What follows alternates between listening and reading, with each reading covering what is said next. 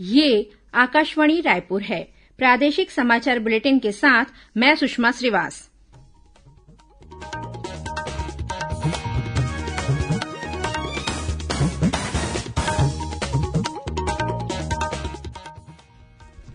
और अब पेश है आज के मुख्य समाचार।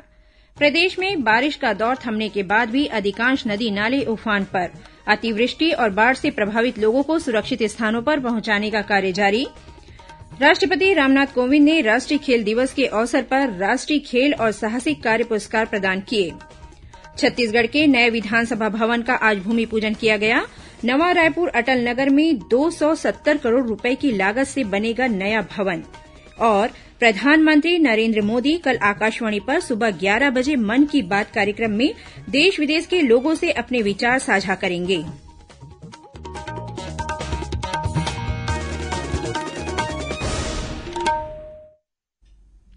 अब समाचार विस्तार से। प्रदेश में पिछले 3 दिनों से हो रही बारिश के थमने के बाद लोगों को कुछ राहत मिली है। हालांकि अधिकांश नदी नाले अभी भी उफान पर हैं और विभिन्न जलाशयों से पानी छोड़ा जा रहा है। अतिवृष्टि और बाढ़ से प्रभावित लोगों को राहत शिविरों में सुरक्षित पहुंचाया जा रहा है। जांजगीर चांपा जिले में महानदी नदी खतरे के निशान से ऊपर बह रही है। जिले में अतिवृष्टि और बाढ़ की वजह से 4000 मकान क्षतिग्रस्त हुए हैं। जांजगीर चांपा जिले में बारिश और बाढ़ से भारी नुकसान हुआ है। जिले में 3973 घर क्षतिग्रस्त हुए हैं तो 110 पशु की हानि हुई है। जिले के 45 गांव में रेस्क्यू कर प्रशासन द्वारा 270 लोगों को बचाया गया है। वहीं 2000 लोगों को राहत शिविर में भेजा गया है। इधर शिवरीनारायण में महानदी अभी भी उफान पर है और सबरी सेतु में 3 फीट ऊपर पानी बह रहा है। बीते 36 घंटे से बिलासपुर बलौदा बाजार सारंगगढ़ मार्ग में आवागमन बंद है। शिवरीनारायण के प्रभावित 100 लोगों को राहत शिविर में रखा गया है। दूसरी ओर 24 घंटे से बंद NH49 मार्ग में अब आवाजाही शुरू हो गई है। कलेक्टर, SP और जिला पंचायत सीओ ने आज बाढ़ प्रभावित क्षेत्रों का दौरा किया और राहत शिविर में रह रहे लोगों से मुलाकात की। राजकुमार साहू, आकाशवाणी समाचार, जांजगीर। वहीं राजनांदगांव जिले में कुसरी बोड़ गांव के कई घरों में बारिश का पानी भर गया है। विवाद की सूचना के बाद पुलिस चौकी सुरगी की टीम मौके पर पहुंची, जिसके बाद नाली साफ कराकर पानी को बाहर निकाला गया। बाढ़ के कारण दक्कोटोला गांव टापू बन गया है। अंतागढ़ चौकी क्षेत्र के चिल्हाटी के आसपास भी बाढ़ की स्थिति निर्मित हो गई है। इसी तरह दुर्ग जिले में शिवनाथ नदी खतरे के निशान से 3 फीट ऊपर बह रही है।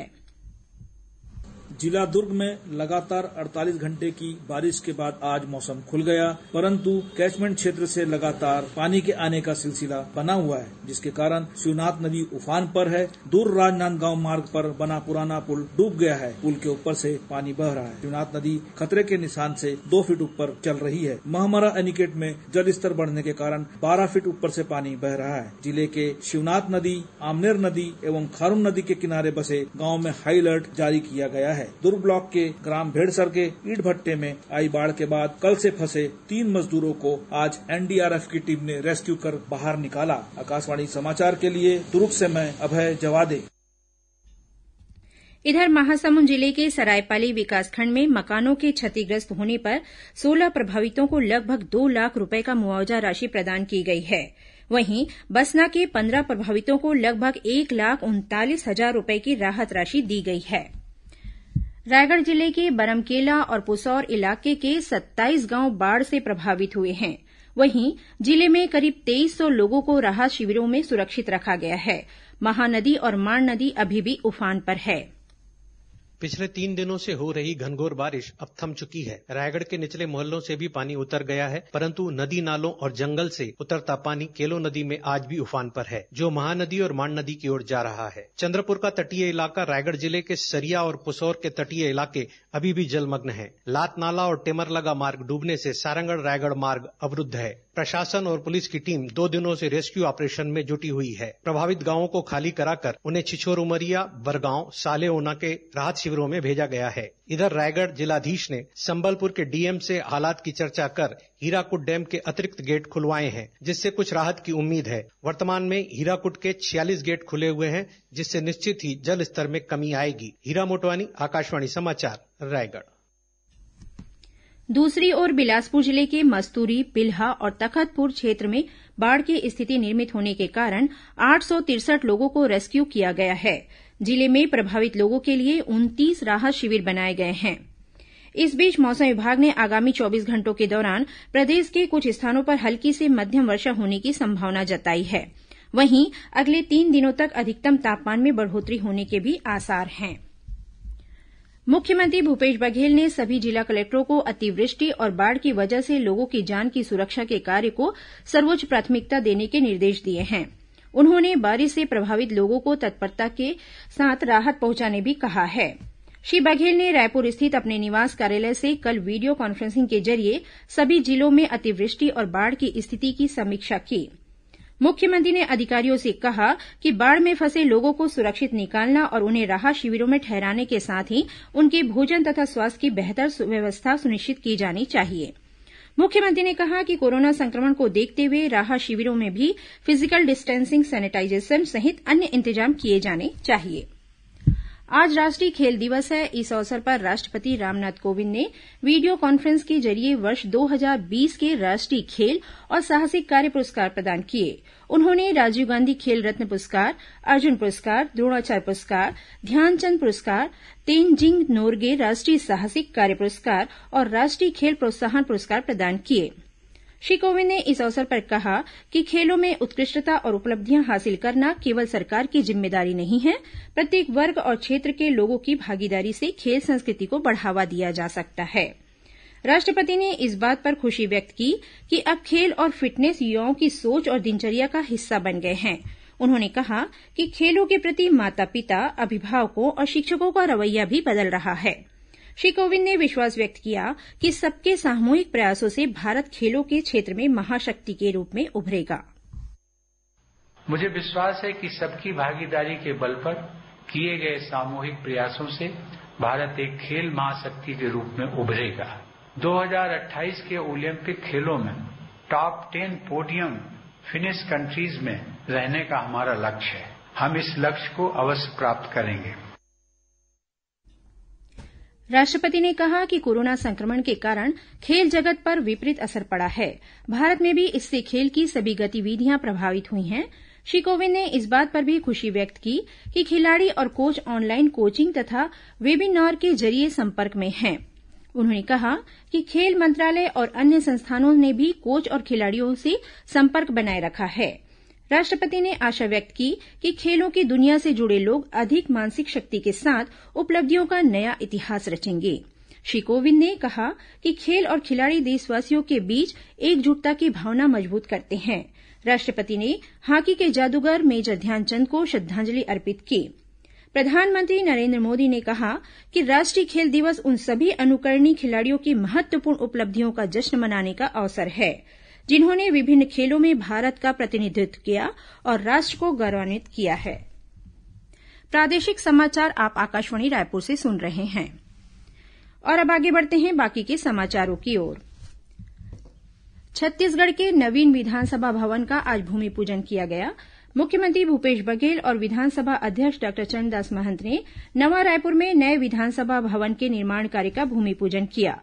यह भवन नवा रायपुर अटल नगर के सेक्टर 19 में महानदी और इंद्रावती भवन के पीछे 51 एकड़ में बनेगा।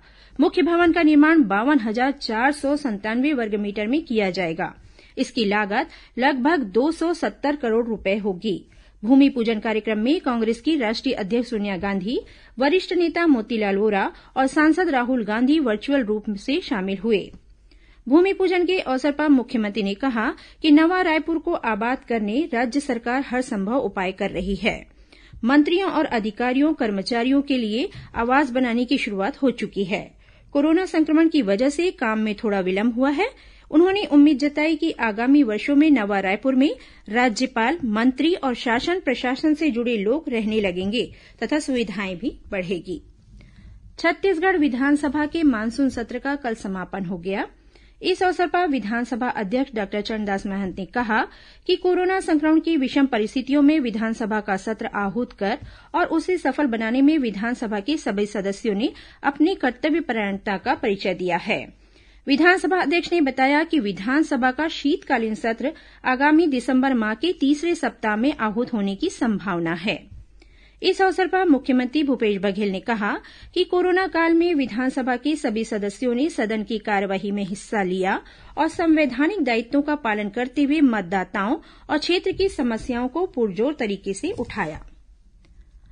छत्तीसगढ़ विधानसभा में कल छत्तीसगढ़ी भाषा को संविधान की 8वीं अनुसूची में शामिल करने का शासकीय संकल्प सर्वसम्मति से पारित कर दिया गया।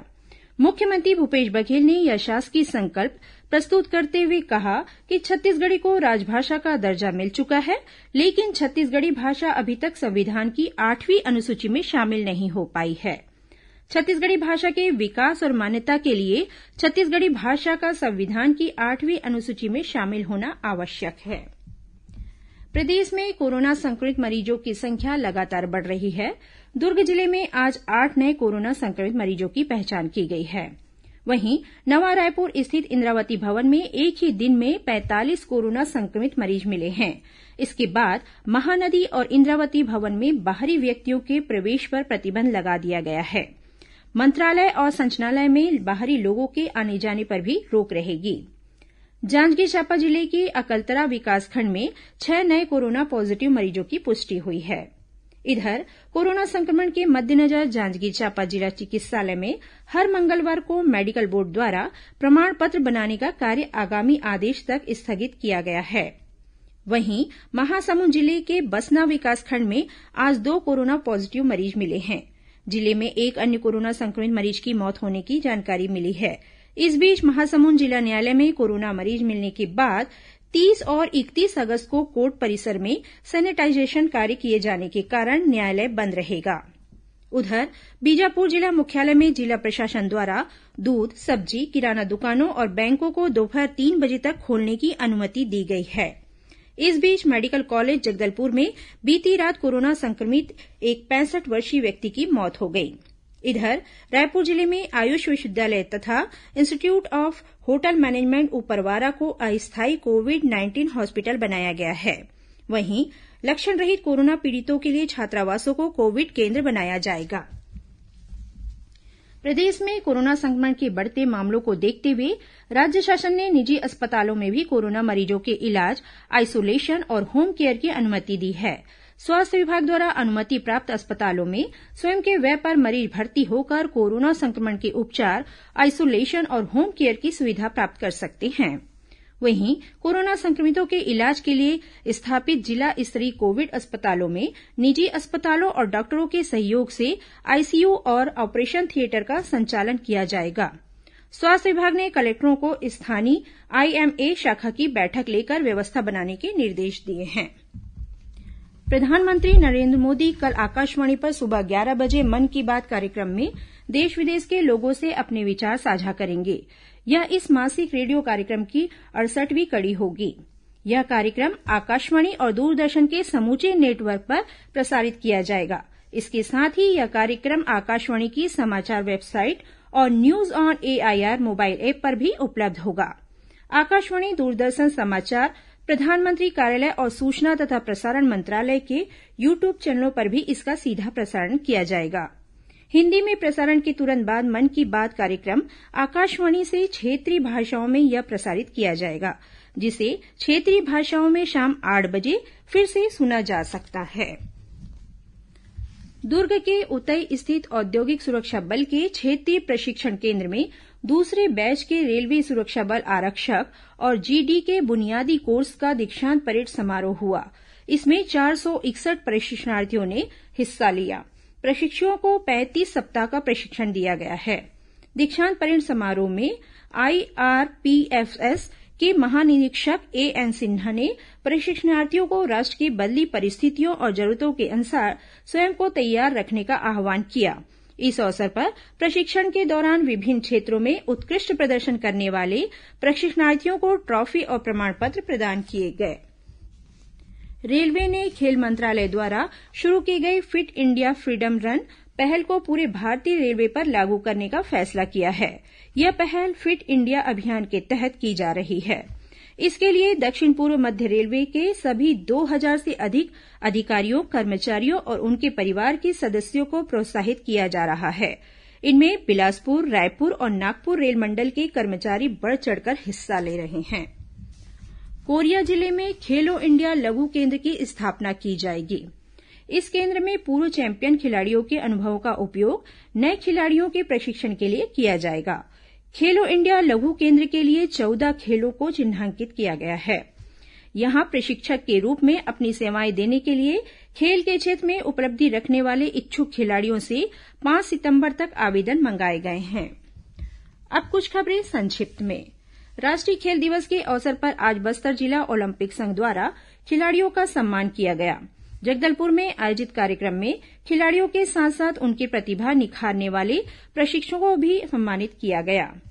मुख्यमंत्री भूपेश बघेल और विधानसभा अध्यक्ष धरमलाल कौशिक ने आज नवा रायपुर के सेक्टर 24 में निर्माणाधीन राजभवन, मुख्यमंत्री निवास सहित मंत्रियों और अधिकारियों के आवासीय परिसरों की प्रगति का जायजा लिया।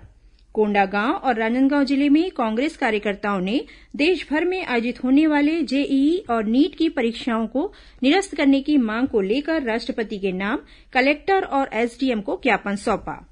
और इंद्रावती बचाओ अभियान के सदस्यों ने पुलिस जवानों के साथ आज जगदलपुर के दलपत सागर के आसपास पौधारोपण किया। अंत में मुख्य समाचार एक बार फिर। प्रदेश में बारिश का दौर थमने के बाद भी अधिकांश नदी नाले उफान पर। अतिवृष्टि और बाढ़ से प्रभावित लोगों को सुरक्षित स्थानों पर पहुंचाने का कार्य जारी। राष्ट्रपति रामनाथ कोविंद ने राष्ट्रीय खेल दिवस के अवसर पर राष्ट्रीय खेल और साहसिक कार्य पुरस्कार प्रदान किए। छत्तीसगढ़ के नए विधानसभा भवन का आज भूमि पूजन किया गया। नवा रायपुर अटल नगर में 270 करोड़ रुपए की लागत से बनेगा नया भवन। और प्रधानमंत्री नरेंद्र मोदी कल आकाशवाणी पर सुबह 11 बजे मन की बात कार्यक्रम में देश विदेश के लोगों से अपने विचार साझा करेंगे। इसी के साथ प्रादेशिक समाचार बुलेटिन समाप्त हुआ। नमस्कार।